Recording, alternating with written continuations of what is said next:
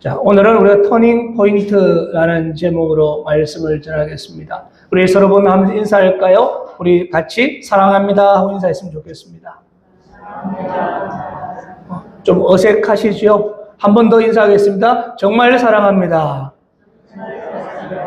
예, 하나님의 은혜로 사랑합니다. 자, 사람이 살아가다 보면은 가치관이 변하고 삶의 의미와 방향이 완전히 새롭게 바뀌는 순간들이 있습니다.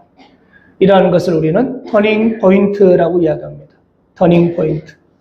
사람이 살아가다 보면 누구나에게 인생의 터닝 포인트가 찾아오는데요. 하나님과 상관없이 살아가던 인생 가운데 주님이 찾아오셔서 인격적으로 만나 주셨다면 그 순간이 인생의 터닝 포인트가 될 수가 있습니다.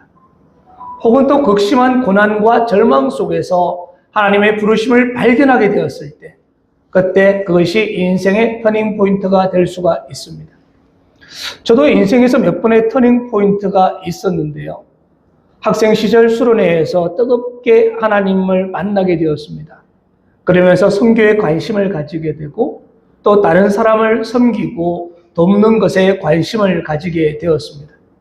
그래서 임상병리학을 공부하게 되었죠. 사실 의학을 공부할 수 있었다면 좋았겠지만 제가 성적이 그렇게 뛰어나지는 않았습니다. 그러다 보니까 임상병리학을 공부하게 되었고 또 차후에 선교에 대해서도 기본적이지만 훈련을 받게 되었습니다. 그런데 제가 대학을 졸업할 때쯤에 저의 가정에 좀 어려움이 생기게 되고요. 제가 오랜 시간 동안 하나님과 씨름한 끝에 하나님의 부르심을 듣게 되었습니다. 하나님의 콜링이자 제 인생의 터닝 포인트가 되었던 것이죠. 그래서 두렵고 떨리는 마음으로 신앙을 공부하게 되었고 목회로 방향을 바꾸게 되었습니다. 그리고 지금 이 자리까지 오게 된 것입니다. 이처럼 저에게도 인생의 터닝 포인트가 몇 번 있었는데요. 성경의 많은 인물들도 그들의 삶의 전환점이 되는 인생의 터닝 포인트가 있었다는 것입니다.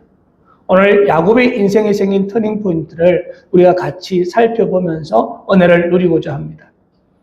야곱은 우리가 잘 아시는 것처럼 욕심이 많은 사람이었어요. 그는 목적을 위해서라면 수단과 방법을 가리지 않는 사람이었습니다. 어떻게 보면 굉장히 이기적인 사람이라고 볼 수 있겠죠.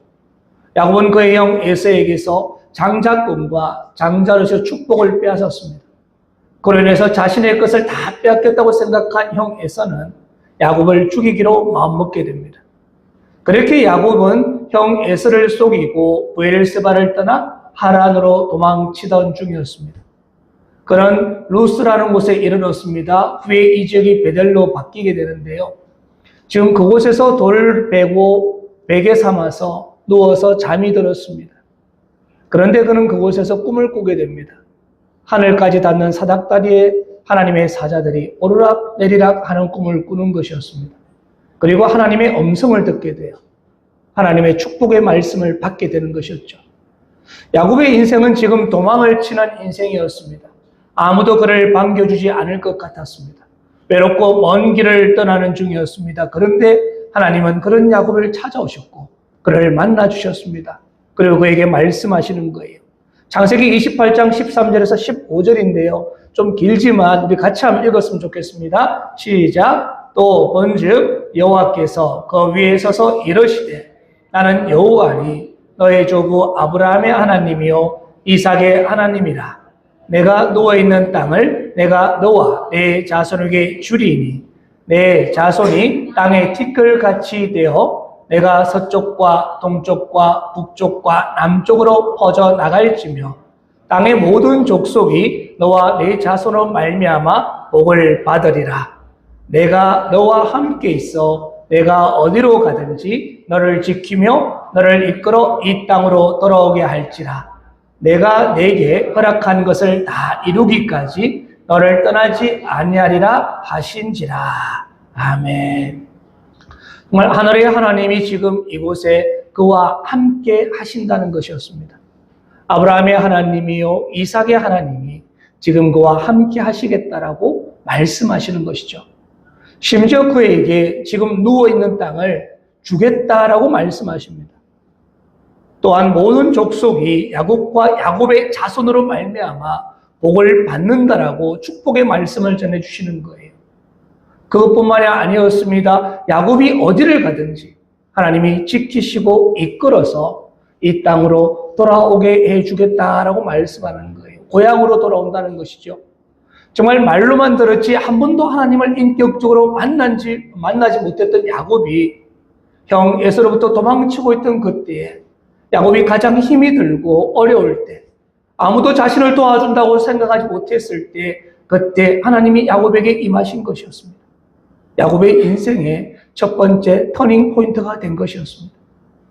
하나님은 야곱이 잘 나가고 있을 때 찾아온 것이 아니라 야곱의 모든 것이 무너졌다고 생각되었을 때 절망적인 순간에 그때 하나님이 찾아오셨다는 거예요. 그렇게 베델은 하나님을 만남으로 인해서 절망의 순간이 희망의 순간이 되고 은혜의 장소가 되었습니다. 야곱이 형 에서를 피해서 20년을 도피 생활을 청산하고 고향으로 돌아가려고 하는 야곱은요, 험난한 과정을 경험하게 됩니다. 자신을 죽이려고 했던 형 에서를 만날 생각에 그는 두려워 떨게 되었습니다. 32장 7절을 보면은 야곱이 심히 두렵고 답답하여라고 이야기합니다. 그러한 야곱의 마음을 아시는 하나님이 하나님의 군대 마하나임을 보내주셔서 야곱을 지키고 계심을 야곱에게 보여주셨습니다. 그런데 야곱은요, 여전히 예전의 방법으로 문제를 해결하려고 합니다. 꾀를 내는 것이었죠. 종들을 먼저 보내어서 에서의 마음을 떠보기도 하고 심지어 동행자와 가축을 두 떼로 나누어서 먼저 보내기도 하고 그럼에도 두려움이 사라지지 않자 조상들의 하나님께 기도하는 것이었습니다. 그것만이 아닙니다. 550마리가 되는 많은 가축을 보내어서 에서의 마음을 좀 움직여 보려고 했었습니다. 그럼에도 야곱은 불안해했습니다. 사랑하는 성도는 우리는 어떻습니까? 이러한 모습이 우리의 모습과 너무나 비슷하지 않습니까? 우리도 하나님을 만났습니다. 하나님의 은혜를 경험했습니다. 또한 수많은 예배를 드리고 있습니다. 기도도 합니다. 그래서 평안이 넘치고 믿음으로 승리할 수 있을 것이라고 확신하면서 우리가 현실로 돌아갑니다. 일상으로 돌아가면 또 어떻습니까? 현실로 돌아오면 여전히 믿음이 흔들리고 두렵고 떨리면서 이전의 방식으로 모든 문제를 해결하려고 하지 않습니까? 이러한 모습을 하나님의 입장에서 본다면 무엇이라고 할까요? 너는 도저히 안 되겠다. 너는 구제불능이구나. 그렇게 생각하면서 포기할까요? 우리들이라면 이렇게 했을지도 모르겠습니다. 우리라면은 야, 넌 도저히 안 될 것 같아. 아무리 내가 기회를 줘도 너는 자꾸 너의 방식대로 하려고 하잖아. 그러면서 포기할 수도 있을지 모르겠습니다. 그러나 하나님은 그렇지 않다는 거예요. 하나님은 포기하지 않으십니다. 하나님이 야곱의 손을 잡으시는 것이었어요. 야곱의 손을 잡고 하나님이 놓지 않는 것이었습니다. 그렇게 야복강에서 하나님은 야곱을 만나 주셨습니다. 정말 구제불능인 것 같고 도저히 안 될 것 같은 야곱이었지만 그럼에도 불구하고 하나님은 야곱을 찾아오셔서 야곱을 만나 주시는 것이었어요. 22절, 23절 기록합니다. 밤에 일어나 두 아내와 두 여종과 11 아들을 인도하여 야복 나루를 건널세. 그들을 인도하여 시내를 건너가게 하며 그의 소유도 건너가게 하고. 본문 말씀을 보시면은 밤에 일어나라고 이야기합니다. 밤에 일어나. 야곱이 자려고 누웠다가 잠을 못 이루고 있었는지 아니면은 야곱이 밤에 잠을 못 이루고 기도하고 있었는 중이었는지는 정확하게 잘 모르겠습니다. 그는 홀로 일어나서 밤중에 두 아내와 두 여종과 11 아들을 그리고 모든 소유를 인도해서 야복 나루를 건너게 합니다. 자신이 목숨을 걸고 모았던 재물과 사랑하는 아내들 그리고 자녀들을 먼저 보내는 거예요. 자신의 품에서 모든 것을 다 떠나보냈습니다. 그리고 야곱은요, 야복 나루터에 홀로 남았습니다. 그때 어떤 사람이 나타나서 야곱과 밤이 새도록 씨름을 하는 거예요. 야곱이 그 사람을 먼저 붙든 것도 아니었습니다. 그 사람이 먼저 나타났습니다. 그리고 야곱과 씨름을 벌인 것입니다.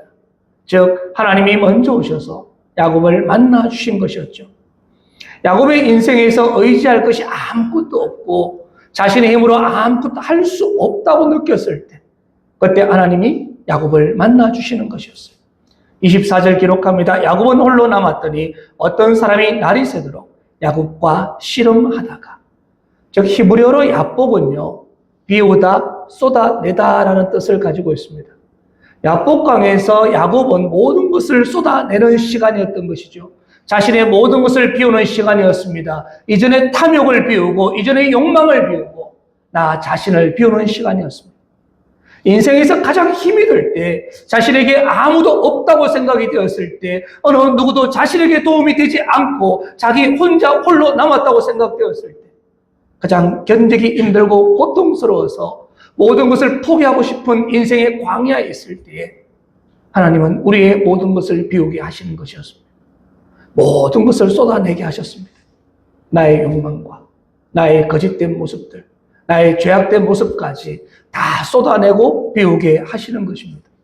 그리고 우리를 만나 주십니다. 우리의 손을 붙들어 주시는 것이었죠.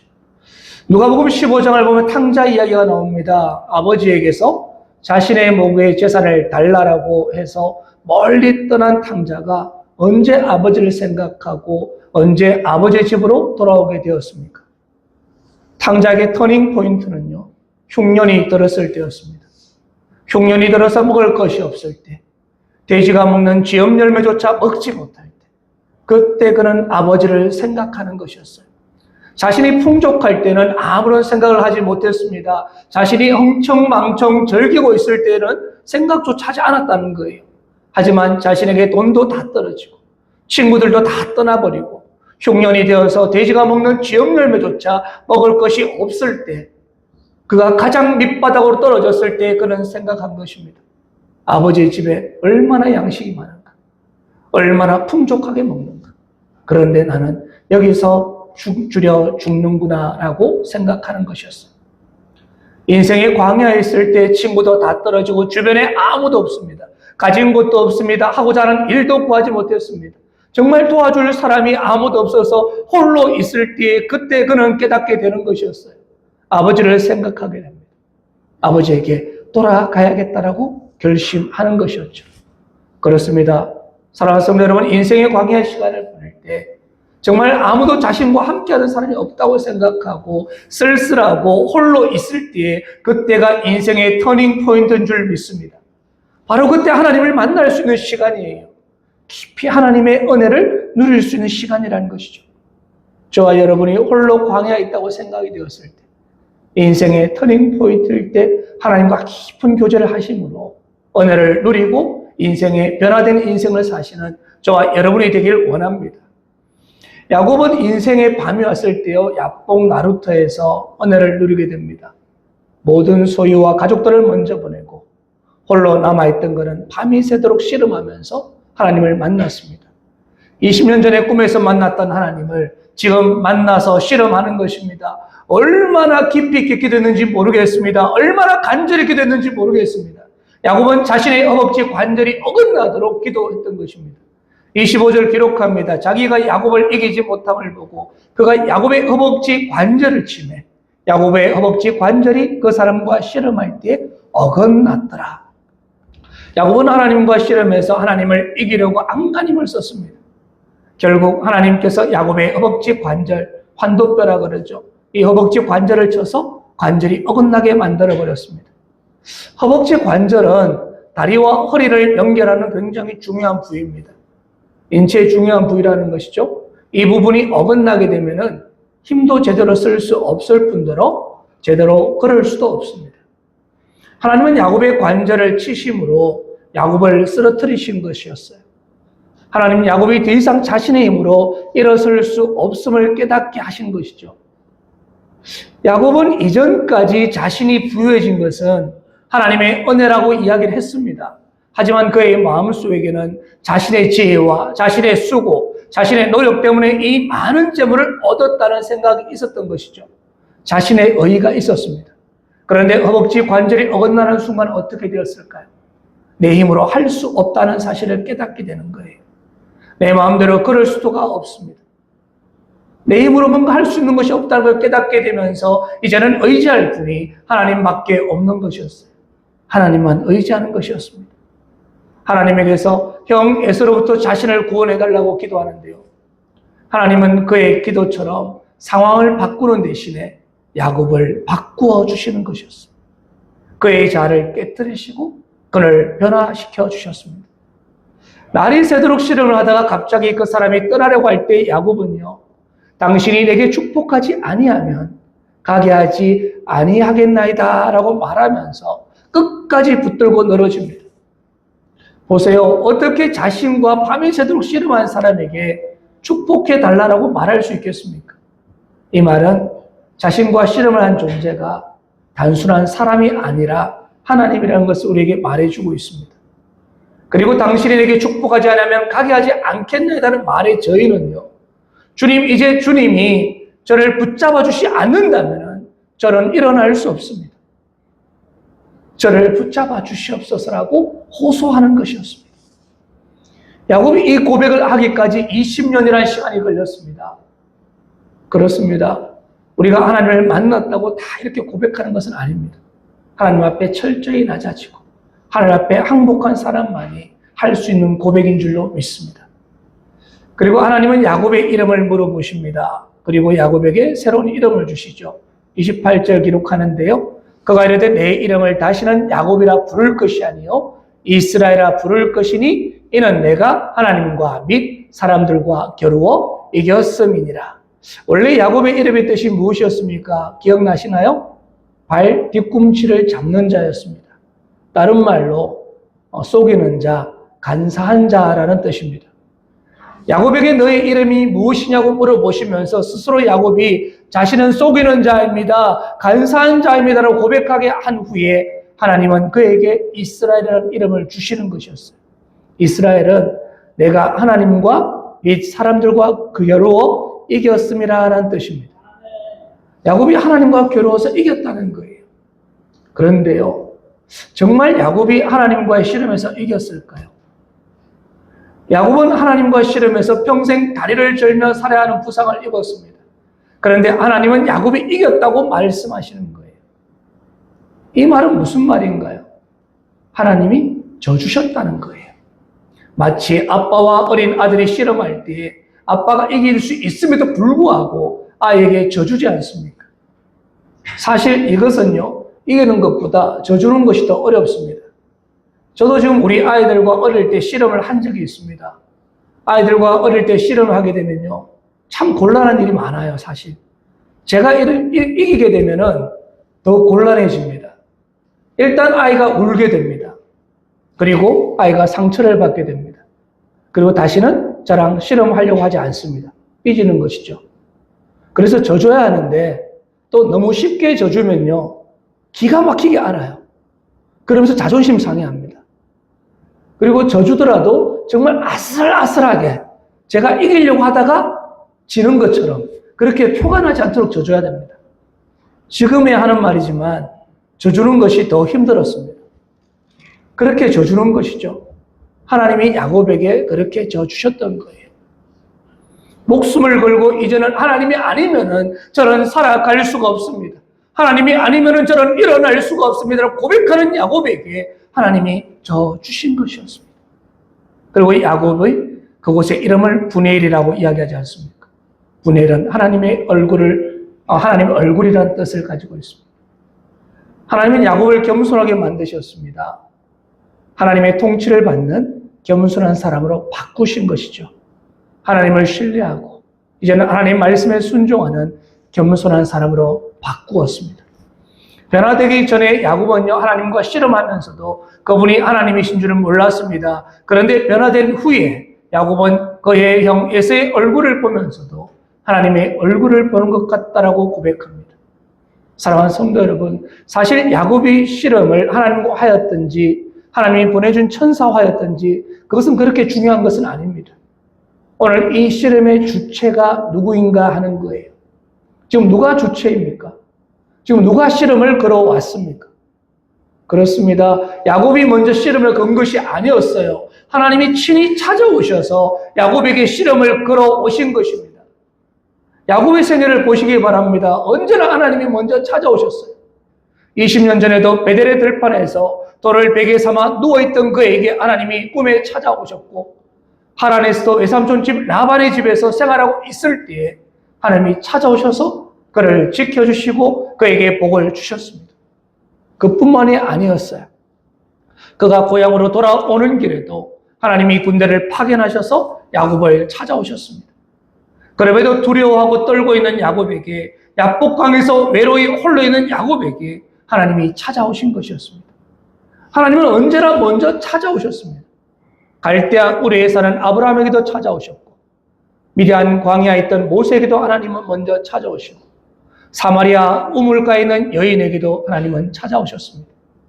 지금 우리에게도 친히 인간의 몸을 입고 이 땅에 찾아오셨습니다. 믿으십니까? 안 믿으시는 것 같은데 믿으셔야 됩니다. 오늘 이곳에 예배를 드린 우리에게도 하나님은 찾아오셨습니다. 우리가 모태신앙이거나 아니면 다른 분의 전도로 오신 분이거나 누군가의 기도와 전도를 통해서 하나님이 우리를 찾아와서 우리를 만나 주셨다는 거예요. 그렇습니다. 신앙은요, 우리가 하나님을 붙든 것이 아닙니다. 우리는 생각할 때 내가 하나님을 믿는다라고 생각할지 모르겠습니다. 하지만 우리를 찾아오신 하나님의 손에 우리가 붙들리면서 우리의 신앙이 시작되는 거예요. 저와 여러분이 하나님의 손에 붙들리면서 우리의 인생의 터닝 포인트가 시작된다는 것이죠. 그렇다면 하나님이 야곱과 씨름했던 이 씨름은 무엇을 의미하는 것일까요? 정말 우리가 생각하는 일반적인 씨름을 말하는 것일까요? 여기서 말하는 씨름은요, 단순히 힘을 겨루는 것이 아닙니다. 호세아 12장 4절을 보면은 천사와 겨루어 이기고 울며 그에게 간구하였으며 라고 이야기합니다. 울며 그에게 간구하였으며. 야복강에서 홀로있는 야곱에게 하나님이 야곱으로 하여금 그분을 붙잡고 간절하게 기도하게 하였던 것입니다. 야곱은 밤이 새도록 하나님을 붙들고 울며 기도했던 것입니다. 야곱이 얼마나 간절했겠습니까? 이전에는 기도와 완전 달랐습니다. 지금 두려움에 떨면서 기도하는 거예요. 그의 형 에서가 400명이나 되는 부하를 데리고 자기에게로 오고 있다라고 들었습니다. 야곱은 하나님이 저를 붙들어 주지 않는다면 저는 죽을 수밖에 없다라고 두려워 떨며 하나님께 기도하는 것이었습니다. 정말 간절하게 기도했던 것 같습니다. 그렇다면 우리는 기도는 뭘까요? 기도는 하나님과 대화를 나누는 것입니다. 친밀한 교제를 나누는 거잖아요. 어떤 이들은 이렇게 이야기합니다. 기도는 영적 전쟁이다라고 이야기합니다. 시편 142편 1절을 보면은 내가 소리내어 여호와께 부르짖으며 소리내어 여호와께 간구하는도다라고 이야기합니다. 즉 기도는요, 기본적으로 육을 가진 인간이 영이신 하나님 아버지와 친밀한 대화를 나누는 것입니다. 하지만 이 대화의 차원을 넘어서 나를 쳐서 복종하고 부인하는 영적 전투가 기도인 줄로 믿습니다. 모세가 두 손을 들고 기도했던 것처럼 기도는요, 하나님의 은혜가 아니면 살 수 없다고 항복하는 것이 기도입니다. 그런데요, 간혹 가다가 이렇게 말씀하는 분들이 계십니다. 하나님이 우리를 구할 것을 다 알고 계신다는 거예요. 우리가 무엇을 구할지, 무엇이 필요한지 다 아신다는 것이죠. 그렇기 때문에 그렇게 큰 소리로 부르짖고 기도하는 것은 기도를 잘 모르는 사람들이다라고 말하는 분들이 간혹 있습니다. 그런데 그렇지 않습니다. 정말 기도가 무엇인지 몰라서 그렇게 간절히 부르짖는 것일까요? 기도는 하나님과 대화인 동시에 영적인 전투입니다. 겟세마네 동산에서 예수님은 땀방울이 핏방울이 되도록 기도하셨습니다. 심지어 히브리서는 예수님이 기도하신 것을 이렇게 표현합니다. 히브리서 5장 7절입니다. 그는 육체에 계실 때에 자기의 죽음에서 능히 구원하실 이에게 심한 통곡과 눈물로 간구와 소원을 올렸고, 심한 통곡과 눈물로 간구와 소원을 올렸다라고 기록하고 있습니다. 예수님의 기도는요, 영적 전투이자 자신을 쳐서 복종시키는 몸부림이자 씨름이었던 것입니다. 그렇게 야곱의 기도 또한 씨름으로 표현하고 있습니다. 야곱은 야복강 나루터에서 정말 죽으면 죽으리라는 마음으로 목숨을 걸고 부르짖으며 기도했던 것이죠. 사랑하는 성도 여러분, 저는 우리에게 이런 기도가 있어야 할 줄로 믿습니다.